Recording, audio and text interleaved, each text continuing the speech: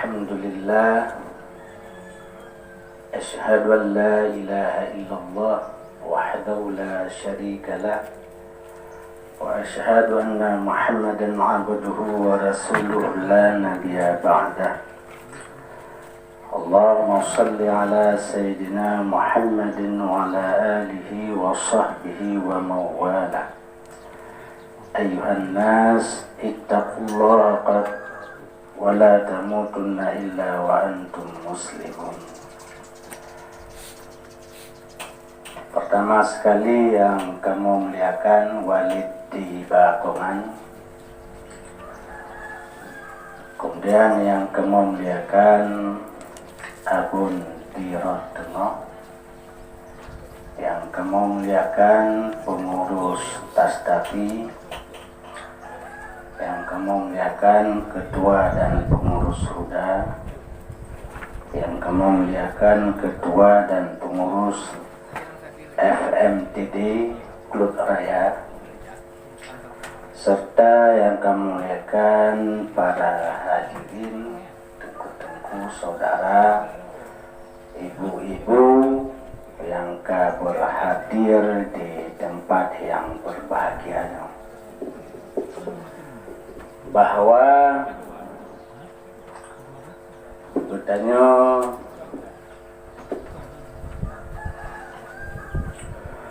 umat Islam menurut sejarah perjuangan Rasulullah SAW dalam mengembangkan agama Islamnya butuh waktu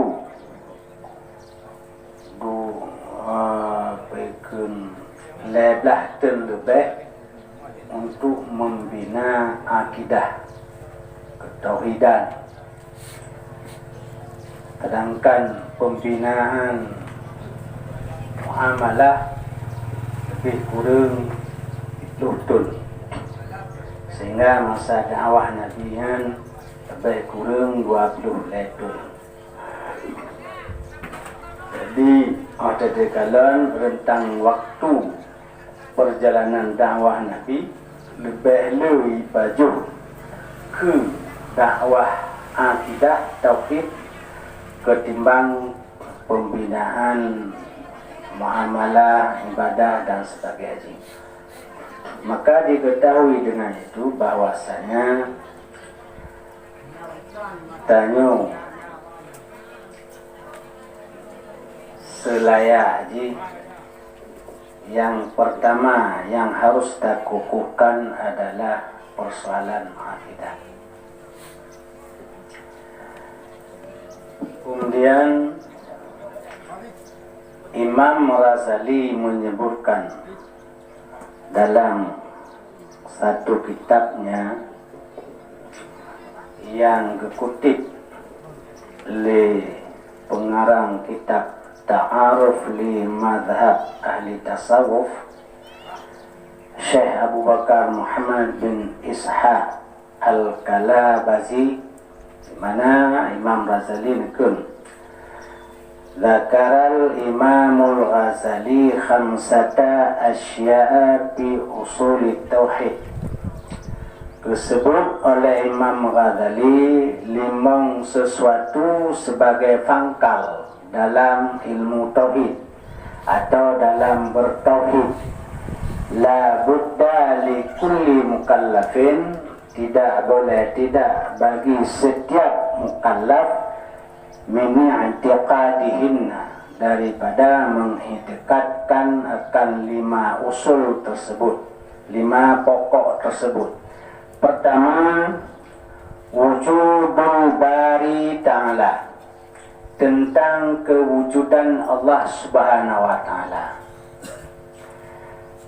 Liyabra'a bihi anit ta'til, supaya lepaslah mukallaf dengan meyakini wujudnya Allah daripada ta'til, yaitu meniadakan Tuhan.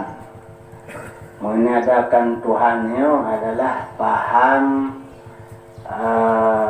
ateis. Mereka tidak meyakini adanya Tuhan. Yang kedua, wahdaniyahnya Allah Ta'ala, liyabra'a bihi 'ani syirki, supaya bebas mukallaf daripada mengsekutukan Allah.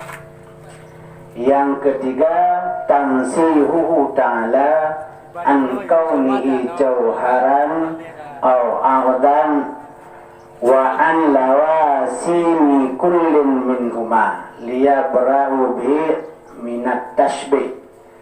Yang ketiga adalah mensucikan Allah dari keadaan Allah itu jauhar, arad dan lawazim, tiap-tiap daripada jauhar dan arad, supaya terbebas mukallaf dengan mengakidahkan suci Allah dari demikian daripada tasbih, menyerupakan Allah dengan sesuatu.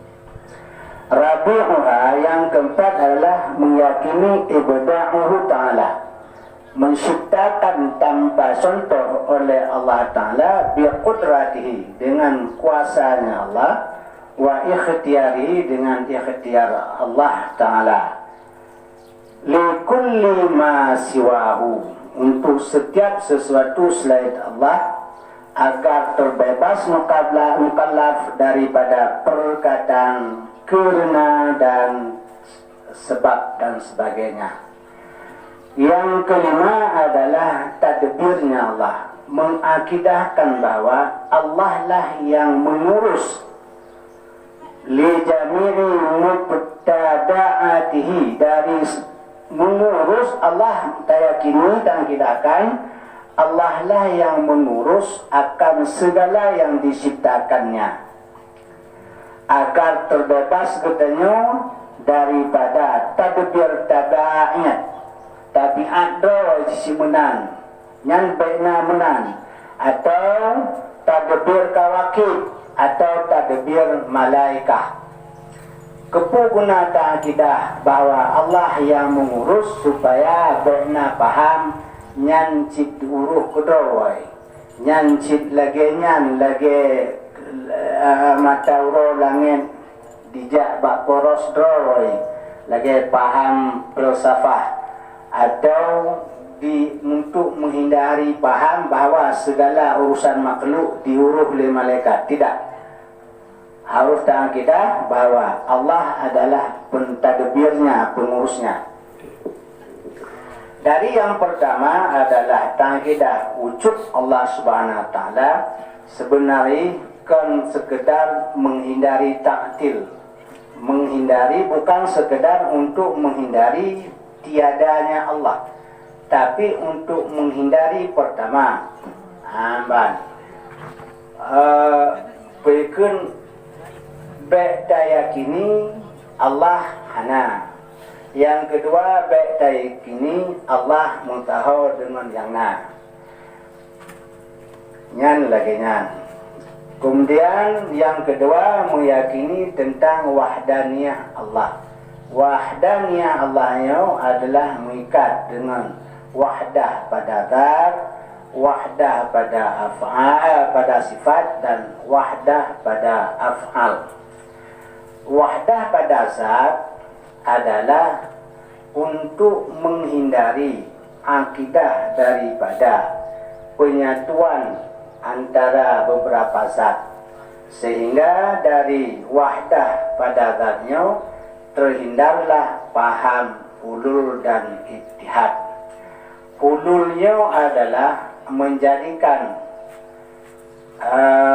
ajsad ataupun ajsam, jisim ataupun jasad, tubuh daripada manusia sebagai tempat untuk penyatuan Allah Subhanahu Wa Taala. Nyan kan wahdah mana ni?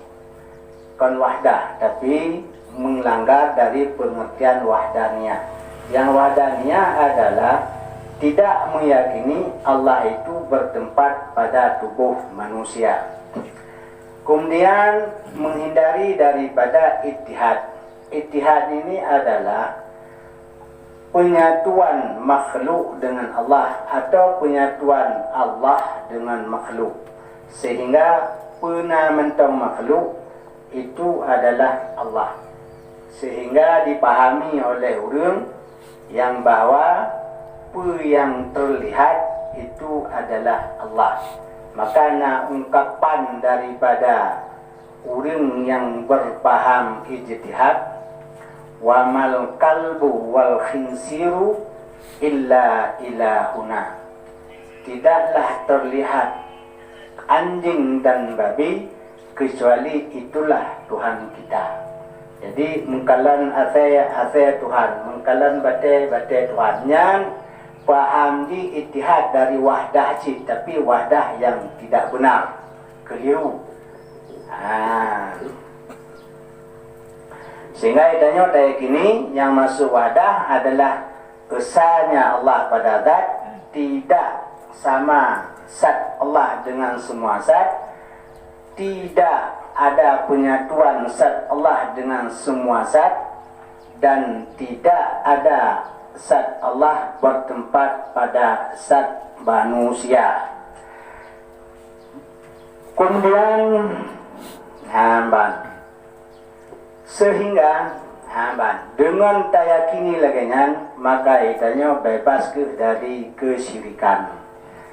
Karena orang yang berpaham hulul dan ijtihad adalah kafir, karena telah mengkongsikan kewujudan Allah dengan kewujudan yang lain.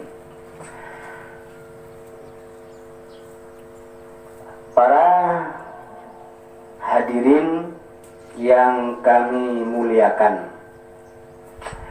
semua yang tersebut tadi oleh Imam Ghazali, asal tauhid itu adalah pada 5 perkara, itu tersimpul pada kata la ilaha illallah, intisari dari pemahaman surat Al-Ikhlas, yaitu qulullahu ahad, Allahus samad, lam yalid wa lam yulad wa lam yakul lahu kufuwan ahad.